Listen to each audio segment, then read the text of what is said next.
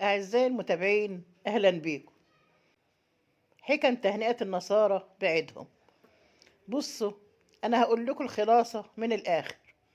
معلش استحملوني شوية على الكلمتين دول. طيب، هو أولا العيد بتاع النصارى ده احنا لو رحت قلت ليهم تهنئة عليه هيفرحوا إننا شاركناهم شيء من طقوس دينهم، وهو الاحتفال. بص، هو دلوقتي فيه كذا ديانة على الأرض، والمفروض الحاجات دي كلها بتحكمها قوانين وشرائع لا اختلاف عليها في غالبية الأديان.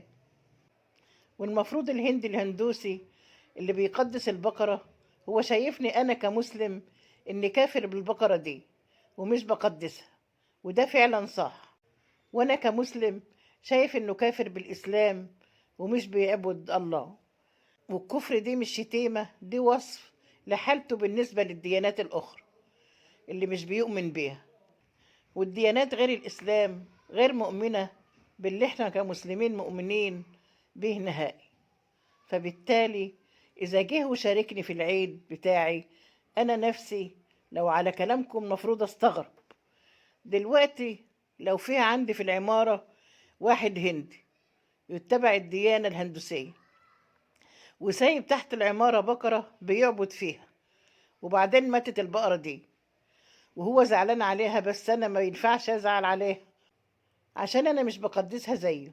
لكن المفروض بوجه عام لو هو زعل على حاجة أنا أزعل لزعله هو، حتى لو الحاجة اللي هو زعلان عليها مش بتزعلني، أو غلط إن أنا أزعل عليها حتى زي البقرة دي. المفروض أنا لما وقفتش جنبه هيتضايق مني في لحظة هو ضعيف فيها عشان هو زعلان، وهيظن فيا سوء ومش هيتعامل معايا حلو تاني بعد كده. وده ممكن في وقت من الأوقات لو حد حابب يدور على الديانات ويتثقف زي الأجانب ما بيعملوا، مش هيعرف ومش هيجيله نفس يعمل كده بسبب حركة زي دي. وأغلب الأجانب بيدخلوا الإسلام لما بيبحثوا. لكن المفروض كدين وكإسلام أنا أواسيه على زعله، بحيث يلاقي مصدر أمان ومأوى يتجه إليه كإنسان، بدل ما يكون قاعد زعلان لوحده. عارفين ليه؟ عشان هو ذمي، ومعنى ذمي في الإسلام يعني غير مسلم لكن مؤتمن عليه من قبل الدولة. يعني كمان مفيش بيني وبينه حرب بطريقة مباشرة أو غير مباشرة عشان أقعد أعيب في أفعاله قدامه، حتى لو احتفال زي ده. والمفروض كشرع يدفع جزية مقدارها أول كل سنة هجرية عملة نقدية واحدة من فلوسه، سواء كانت جنيه أو درهم أو ريال أو غيره. لكن الأطفال والعجائز الرهبان والنساء وكل ما هو ضعيف معفى منها. لكن الدولة مخلياه مش بيدفع عشان هو بيشارك في حاجات زي المواطنين العاديين، زي الجيش بتاع الدولة، وليه حقوق كمواطن في الدولة بيتساوى بينه وبين المسلم أو الديانات التانية. هو المفروض شرعا طالما بيشارك في الجيش وما شابه يبقى احنا بنتعامل بيننا وبينه على أساس إنه برضه أهل ذمة وخلاص. وأصلا كل الدول العربية حكامهم مسلمين وماشيين بنظام كله إسلامي تقريبا في معظم المعاملات.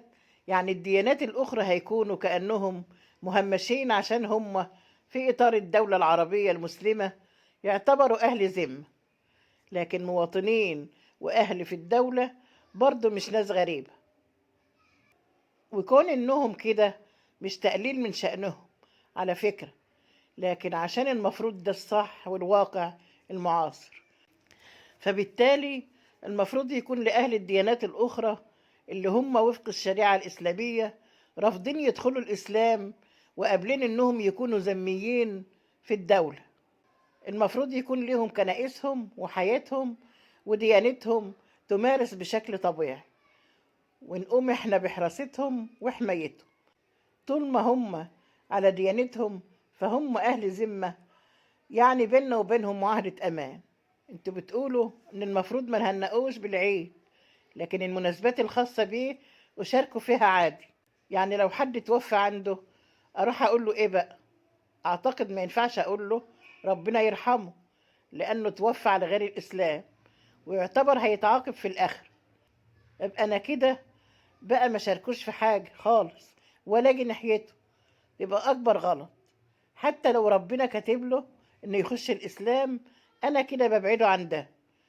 لازم اشاركه في كل حاجه تسبب ليه هو نفسه الانسانيه شيء من المشاعر المثاره عنده.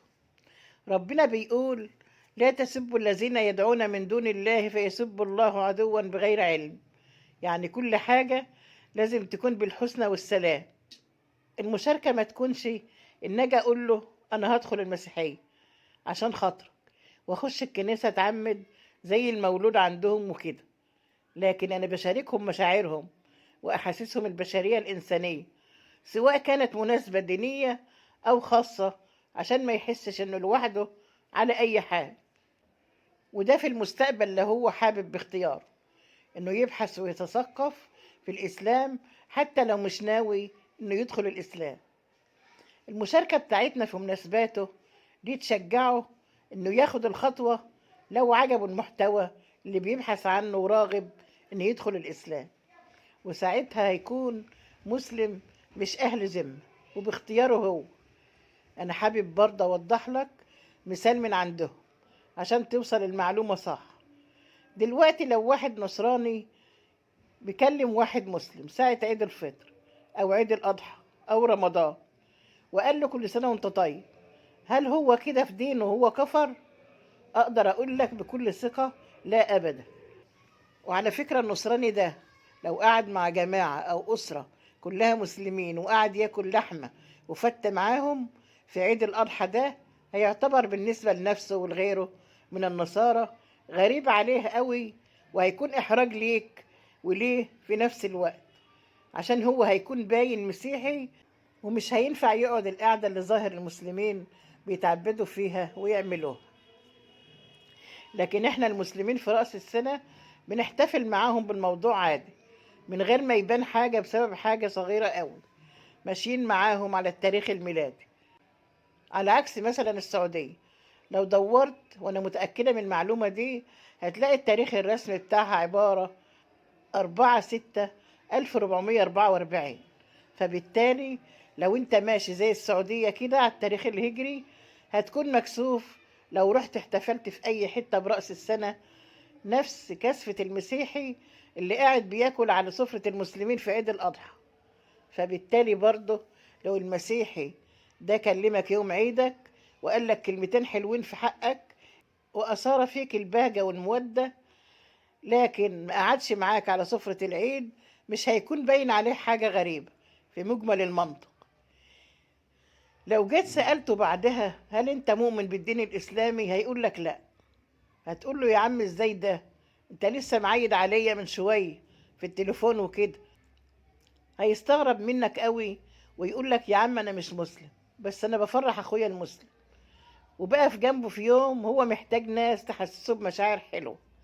احنا عندنا في الإسلام الواحد مننا هيتحاسب على العمل اللي بيعمله بمفرده من غير تدخل حد تاني على جوانب العمل ده، لكن العمل اللي بيعمله في حق فرد تاني هيتحاسب عليه جدا.